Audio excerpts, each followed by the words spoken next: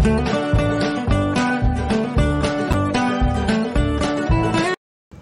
Morning. সকালবেলা ঘুম থেকে উঠে আপনাদের সঙ্গে দেখাচ্ছি প্রচুর কাজ। এখানে হটপটগুলো ফেরত নিয়ে এসেছি মেয়ের সঙ্গে, সেটা দুধ জালে বসিয়েছি, টিফিন কৌটো বেসিনে। তো প্রচুর কাজ আজকে বাকি, বুঝতেই পারছি, কারণ দুদিন তো ঘর মোছা হয়নি। তারপরে মেয়ের কাছ থেকে ঘুরে এসেছি। তারপরে এই দেখুন এতগুলো চকলেট মেয়ে ছেলের জন্য কিনে রেখেছিল, তো সেগুলোর ভাইয়ের হাতে দিয়েছে, আর সেগুলো ছেলে নিয়ে এসে আবার ফ্রিজে রেখেছে। আর এখানে এই দেখুন ব্যাগগুলো, মানে আমি যে ব্যাগই নিয়ে যাই না কেন সমস্ত ব্যাগ আমি কেচে দিই। তার সাথে আমার ছেলের, আমার হাজব্যান্ডের বাড়ির পরা জামা কাপড়, আবার মেয়ে ফেরত দিয়েছে সেগুলো, বেড কভার দুটো, বালিশের কভার দুটো, তো সবটা নিয়ে চলে এসেছি বাইরে। এখন এগুলো কাচতে হবে। আর আজকে উঠেছি ঘুম থেকে সকাল 9টার সময়, কারণ কালকে প্রচুর জার্নি হয়ে গেছিলো আর প্রচুর কষ্ট হয়েছে। তো সেটাও আপনাদের পরপর বলবো কি সমস্যা হয়েছিল। তো চলুন, বাইরের রোদের তেজ আছে বেশ, মনেই হচ্ছে। আর এদিকে দেখুন ব্রেকফাস্টটাও রেডি করে ফেলেছি। তো আগেই ভাবলাম ব্রেকফাস্ট চাচ্ছে খেতে, তো আগে খেতে দিই। তো ওদেরকে আগে খেতে দিলাম, মানে আমার হাজব্যান্ডকে আর ছেলেকে। তারপরে এই দেখুন কাপড়গুলো ওয়াশ করলাম। কাপড় থেকে শুরু করে ব্যাগ সমস্ত কিছু ভালো করে ধুয়ে দিয়েছি। আমার মানে এই ট্রেনে, বাসে, ট্রামে যাই বলুন না কেন, ব্যাগপত্র যেটাই নিয়ে যাই সেটাই আমি আবার বাড়ি এসে ধুয়ে দিই। এমনকি জুতো পর্যন্ত ধুয়ে দিই, কোনো কিছুই বাদ রাখি না। তো চলুন, আমি কিন্তু ওয়াশিং মেশিনের ভিতরেও জুতো কাচি, তো সেটা আপনারা দেখলে বুঝতে পারবেন। এই দেখুন, আর এইভাবে জুতো যদি পরিষ্কার করি না, মানে সব মেশিনে হয়তো হবে না, আমার এটাতে হয়, অনেক পুরনো মেশিন, তো খুবই সুন্দরভাবে পরিষ্কার হয়। তো বাইরের কাজ মোটামুটি কমপ্লিট করলাম। এবার আসলাম রান্নাঘরে, এই হটপটগুলো ধুয়ে নিতে হবে। তো ধোয়া কমপ্লিট করলাম। তো এখানে দেখুন স্টিলের জগ থেকে শুরু করে সমস্ত কিছু ধুয়ে দিয়েছি, দুধটাও জাল করে রেখে দিয়েছি। আর ভাত বসিয়েছি, আলু সিদ্ধ, ডাল সিদ্ধ। আর ওটা ছিল একটা সাদা রুমাল, তো ওটার ভিতরে আমি বিরিয়ানির মশলাগুলো বেঁধে বিরিয়ানির ভিতরে দিই, ওই জন্য একটু কালো হয়ে গেছে। তো যাই হোক, আর এখানে আছে লেবু, লেবুগুলো দেখিয়ে দিলাম। এগুলো আমার হাজব্যান্ড কিনেছিল, আর আমিও কিছু লেবু নিয়ে এসেছিলাম, সেটাও সকালেই দেখিয়ে দিয়েছি।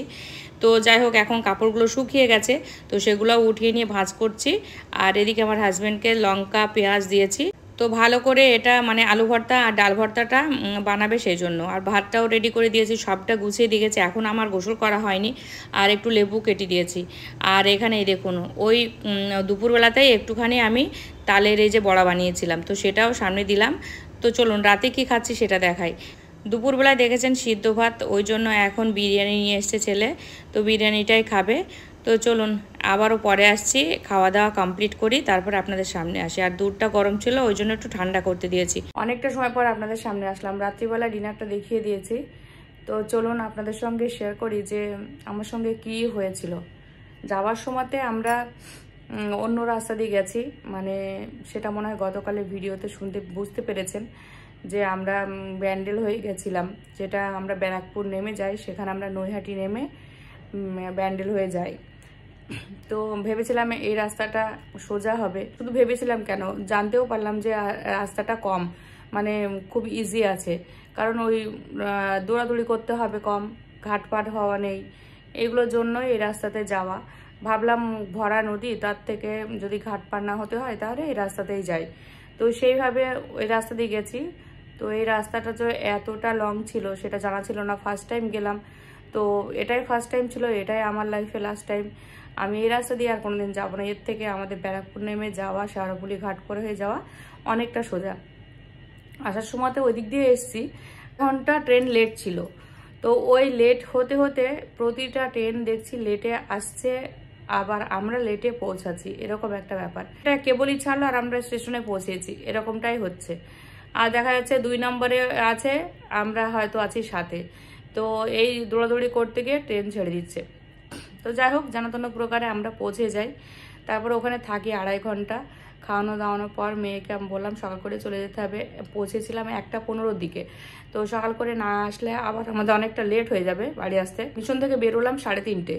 তো ছুটতে ছুটতে এসে দেখছি বাসে হরেন দিচ্ছে, কিন্তু বাসটা আর ফাইনালি পেলাম না। মানে ভাগ্যটাই আমাদের খারাপ ছিল, খুবই কষ্ট পেতে হয়েছিল। তো তারপর আবার আধা ঘন্টা লেট, ফের দাঁড়িয়ে থাকলাম 4টের সময়তে, গেট থেকে বাসটা পেলাম। তো বাসে ওঠা মাত্র কিন্তু আমরা সিট পেয়েছিলাম 3 জনই।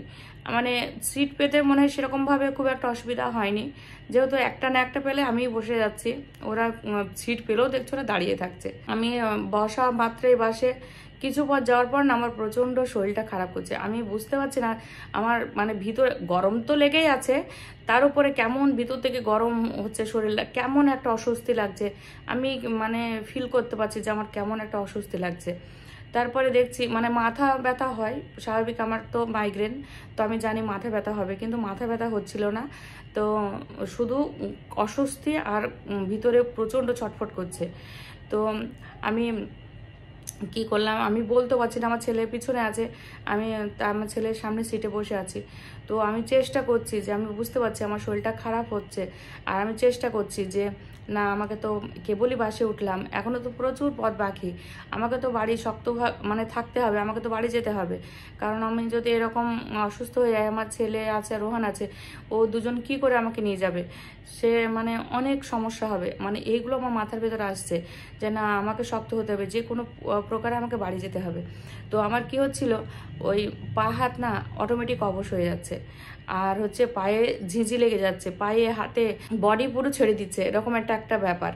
তো মানে এরকমটা আমার মনে হয় কোনো সময়তেই আমার হয় না, এটা কি কারণে হয়েছিল আমি নিজেও বুঝতে পারছি না, জার্নির জন্য হলো না গরমের জন্য হলো সেটাও বুঝতে পারছি না। কাল থেকে সেরকম খাবারও খাওয়া হয়নি, মানে মেয়ের কাছে পৌঁছেছি হয়তো বললাম 1:15, তো শুধু এক জায়গাতে একটু চা খেয়েছিলাম, তারপরে মেয়ের কাছে কি একটা পরোটা খেয়েছি, তারপরে মানে ভাত খাওয়ার টাইমটা ওখানে 1টা থেকে 1:30 থেকে ভাত দেওয়া শুরু হয়, কিন্তু সেই টাইমে আমি পৌঁছেছি, আমি যদি এখন ভাত খেতে যেতাম তাহলে দেখা যাচ্ছে মেয়ের কাছে সময়টা আরও কমে যেত থাকার, তো ওই জন্য আর খেতে গেলাম না, আমি দেখছি রাস্তাঘাটে কিছু একটা খেয়ে নেবো ব্যাস, এখন তো যাই। আর ওরা বলছিল বারবার দাদা বৌদি বিরিয়ানি খাবো, তাহলে তো ব্যারাকপুর গিয়ে খেতেই হবে, তাহলে ওই জন্য আর অতটা গুরুত্ব দিলাম না খাওয়ার প্রতি। তো ছিলামই তো 2.5 ঘন্টা 3 ঘন্টাও না, তো অটোমেটিক এতটা শরীর খারাপ করছিল, আর বাসে আমাদের আসতে হয় টোটাল 1 ঘন্টা টাইম লাগে বাসে আসতেই, মানে তারকেশ্বর পৌঁছাতে, তো এতটা শরীর খারাপ করছিল মানে মনে হচ্ছে যেন আমার এখনই দম ফুটে আমি শেষ হয়ে যাবো, এমন একটা ব্যাপার। তো আমি বাস থেকে নামা মাত্রই আমার ছেলেকে বলছি, বাবু আমার তো শরীরটা খুব খারাপ হচ্ছে, এরকম না এরকম হচ্ছে। তারপর ঠান্ডা জল ছিল কাছে, তো একদম মানে ঠান্ডা বরফের মতো জলটা, তো সেটা আমার স্টেশনে তারকেশ্বর স্টেশনে গিয়ে টিকিট কাটার পর আমার সেই মাথাতে আমার মানে এইতে ওভারব্রিজের ওপরে আমার ছেলে রোহন বলছে দিদা জল দেন গায়ে, মাথাতে আর গায়ে মুখে টুখে জল দেন, আবার ফের জল দিলাম, আমি মাথায় জল দিলাম, মুখে চোখে সব জায়গাতে জল টল দিয়ে তারপরে আস্তে আস্তে ওভারব্রিজটা পার হয়ে স্টেশনে গিয়ে ওই যে লেডিস পুলিশগুলো সব আছে তাদের কাছে গিয়ে দেখছি চেয়ার ফাঁকা আছে, ওখানে গিয়ে বসে পড়লাম। তো তারপর দেখছি ওই যে তারকেশ্বরে তো প্রচুর ভিড়, মানে ওই যে মেলা ছিল, মানে পা দেওয়ার অবস্থা নেই, এতটাই ভিড়, জেনারেলে তো প্রচুর ভিড় ছিল। তো আমার ছেলেদের বলছে মা তুমি লেডিসে ওঠো, মানে পাশের কামরায় লেডিস, তো লেডিসে ওঠো সিট আছে। তো আমি আমার সাথে ব্যাগ ট্যাগ সবই নিয়ে নিলাম, বললাম ফোনটাও নিয়ে নিয়ে আমার লাগবে না, কারণ আমি একদমই নিজেই সুস্থ না, তো আমি ফোন হাতে করে যদি আমার শরীরটা আরও খারাপ হয়ে যায় তাহলে অবস্থা খারাপ হয়ে গেলে তো ফোনের কেয়ারই আমি করতে পারবো না, তো ফোনটাও নিয়ে রাখ, বলছে না ফোনটা রাখো, আর আমাকে বলছে টাকাটা রাখো, তারপরে মানে আমি কিছুই ক্যারি করছিলাম না, তো বলছে তুমি এই টাকাটা রাখো আর ফোনটা রাখো, জলের বোতল আসলে আবারও জল নেবে, আর খুব অসুবিধা হলে আমাকে ফোন করবা, আমি পাশের এতে বগিতেই আছি। তো যাই হোক পাশে একটা মেয়ে ছিল, মেয়েটাকে বললাম যে আমার শরীরটা প্রচণ্ড খারাপ করছে, আমাকে একটু জানলার ধারটা দিবা তুমি, মেয়েটা ছোট বাচ্চা, তো বলছে হ্যাঁ ঠিক আছে আসেন, তারপরে সে জানলা ধারে দিল, মানে আমি শুধু চাচ্ছিলাম একটু এইভাবে মাথাটা হেলান দিয়ে রাখবো, জায়গা খুঁজছিলাম। তো সেই মুহূর্তে যাই হোক মেয়েটা দিল, তো যাই হোক সেই কষ্ট করে আবার ওখান থেকে আমাদের 1 ঘন্টা টাইম লাগলো, তো আসতে মানে সারাফুলি ঘাটে আসতে 1 ঘন্টা টাইম লাগলো। তো সেই ট্রেনে আসার পর হালকা একটু মনে হচ্ছিল ভালো লাগছে, শরীরটা একটু সুস্থ লাগছিল। তো তারপরে আস্তে আস্তে আস্তে যাই হোক আসি বিরিয়ানির ওখানে, মানে আমাদের 1 ঘন্টা পর ট্রেন ব্যারাকপুর থেকে।